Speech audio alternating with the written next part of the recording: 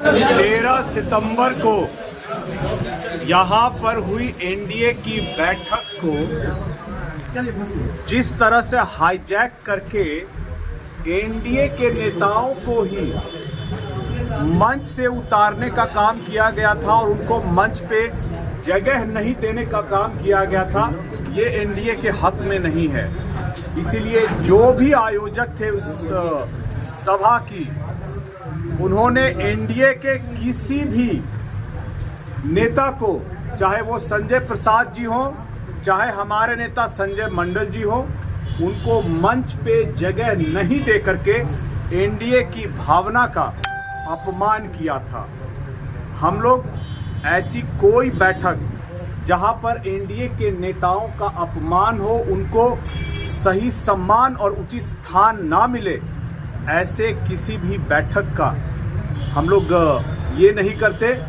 और आने वाले समय में एनडीए की कई जगह बैठकें हुई हैं जहां पर एनडीए के सभी दलों के नेताओं को सम्मान दिया गया है, समान रूप से जगह दी गई है मंच पे।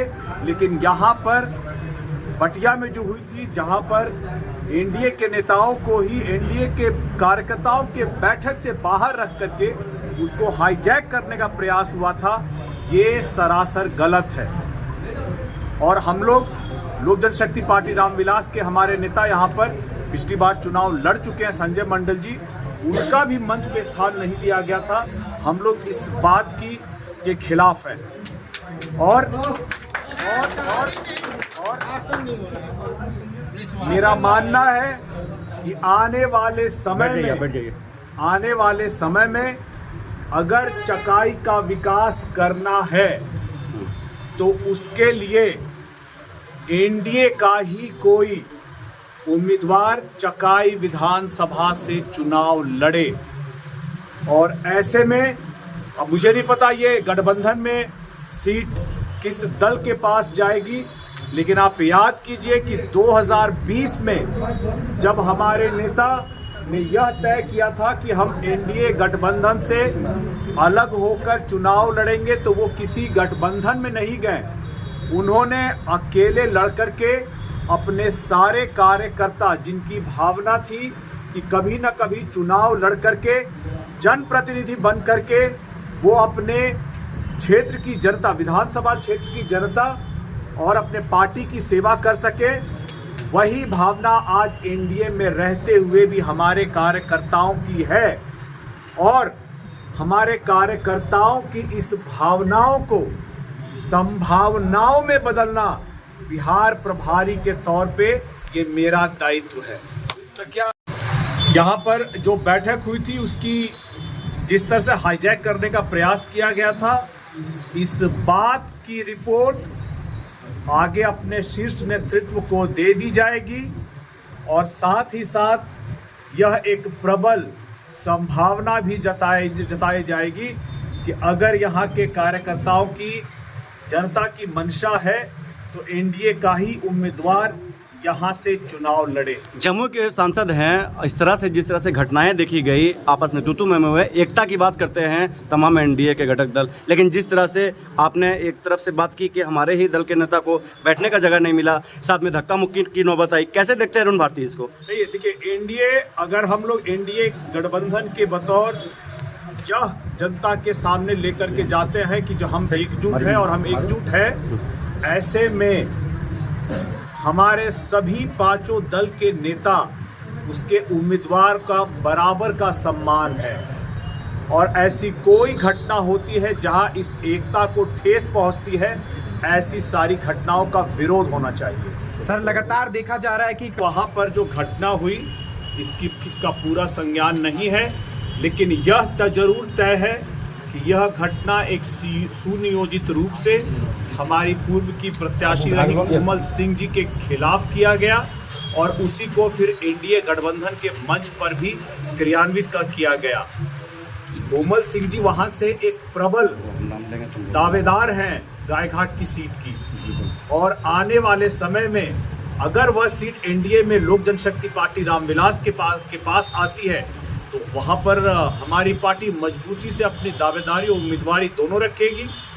विकास, चर्चा है कि लोजपा एलजेपीआर के सिकंदरा विधानसभा सीट पर दावेदारी के बाद जीतन राम मांझी बोले थे किसी की जीती हुई सीट पर दावेदारी करना इतनी भी तो लाज रहनी चाहिए। देखिए, गठबंधन में 2025 के बिहार विधानसभा चुनाव में कौन किस सीट से चुनाव लड़ेगा, यह बात अभी तक तय नहीं हुई है।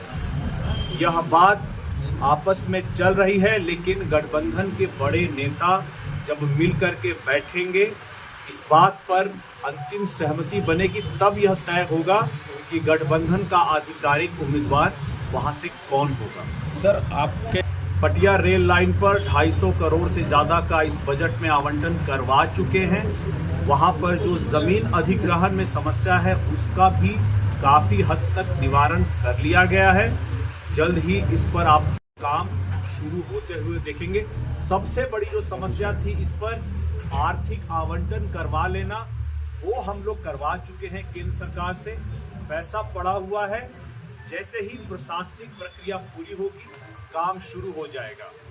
अशोक सर, जदयू नेता अशोक चौधरी पर जो प्रशांत किशोर जी आरोप लगाए थे, उसके बाद उपेंद्र कुशवाहा जी उनके इस्तीफे की मांग कर रही है, आप इसको किस तरह से देखते हैं? देखिए, प्रशांत किशोर जी ने जो भी आरोप लगाए हैं, जिनके ऊपर आरोप लगाए हैं, यह उन दोनों के बीच का मामला है। इस पर लोक जनशक्ति पार्टी रामविलास का कोई टिप्पणी नहीं है। स्थानीय निर्दलीय से लड़ने वाले हैं चंदन सिंह, आपके सभा में भी आज मौजूद हैं। क्या कहेंगे उनको लेकर? काफ़ी ऐतिहासिक भीड़ लगाए थे पूरे चकाई में। देखिए, मैं यहाँ पर जब बात करूँगा तो मैं अपनी पार्टी, अपने कार्यकर्ता, अपने नेताओं की बात करूँगा।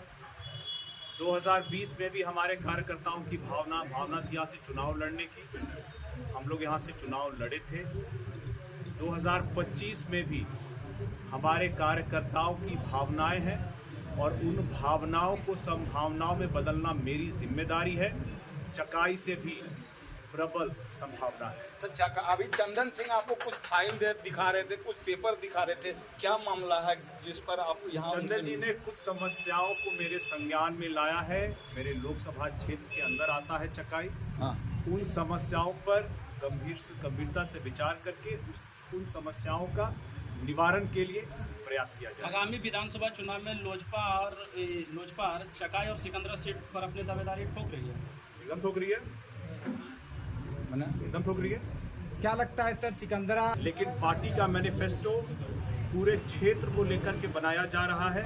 उस मैनिफेस्टो में कैसे सिकंदरा और चकाई के अलग अलग पूरे लोकसभा के लिए भी विकास के किन किन आयामों को अभी तक जो हम कर चुके हैं। यहाँ बरनार जलाशय योजना का बहुत बड़ा एक था, लोगों ने कहा था इस पर अब पैसा आ गया है, पैसा आवंटन हो चुका है। गढ़ी डैम का भी हो चुका है। 2 केंद्रीय विद्यालय, एक शेखपुरा में, तारापुर में मैं ले आया हूँ। यहाँ भी जो विकास के आयाम होंगे, उन सारे आयामों को पूरा किया जाए। पिछले ही 2020 में चकाई को चंडीगढ़ बनाने की बात की गई थी। अभी भी इतने बड़े बड़े गड्ढे दिखते हैं, वैसा गड्ढा ग्रामीण में भी नहीं देखा जाता है। चंडीगढ़ कैसे निर्माण होगा? यहाँ पर जब एनडीए का उम्मीदवार और हो सके तो हमारी पार्टी से जो उम्मीदवार आएगा वो इसको चंडीगढ़ बनाएगा। सर, आपके पास मतलब एनडीए पार्टी में 5 दल हैं, जिसमें 5 दलों में आपस में सामंजस्य और बातचीत है। इसके अलावा कौन गठबंधन में है, इसकी जानकारी मुझे नहीं है। सर, विरोधी आप पर हमेशा आरोप लगाते रहते हैं कि आप सिर्फ पटना और दिल्ली रहते हैं, जम्मू कभी आते नहीं, ना ही क्षेत्र घूमते हैं। सर, इस बारे में क्या कहें? अगर नहीं आ रहे थे तो काम कैसे हो गए? बरनार जलाशय योजना, गढ़ी डैम का योजना, केंद्रीय विद्यालय तारापुर में, शेखपुरा में, ये सारे के सारे जो है स्थानीय विधायक ले रहे हैं कि हमने करवाया। स्थानीय विधायक वो देखिए, मैं चाहूंगा कि अगर हमारे लोकसभा क्षेत्र में विकास के कार्य होते रहे, इसका श्रेय जिनको भी लेना हो लेते रहे। सर, आपके पार्टी ऐसे तमाम छोटी बड़ी खबर के साथ लगातार बने रहिए। अगर आप मेरे चैनल पर नए हैं तो चैनल को लाइक और सब्सक्राइब जरूर कर लीजिए। जय हिंद।